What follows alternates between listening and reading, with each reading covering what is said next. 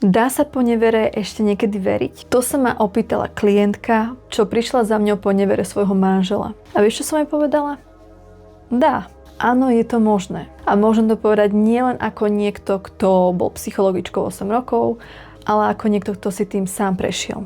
Čiže viem, že je to možné, viem, že môžeš dôverovať a skutočne odpustiť aj po nevere. A dokonca môže byť ten vzťah aj kvalitnejší. Lenže je to otázka, ktorá je dôležitejšia na začiatku. Než to, čo urobil, spýtala som sa klientky niečo iné. Ty vlastne chceš tomu vzťahu dať šancu. Pretože všetky otázky sú úplne zbytočné, pokiaľ nemáš zodpovedanú túto. A ona zostala ticho, pretože sama nevedela. Pretože dovtedy riešila len jeho. Čo urobil, prečo to urobil, či to ľutuje, ale vôbec sa nezastavila pri sebe, pri tom, čo chce ona. A preto toto je ten prvý krok. Nie odpustenie, nie dôvera, ale rozhodnutie. Či vôbec chceš investovať svoju energiu, svoj čas do obnovy tohto vzťahu.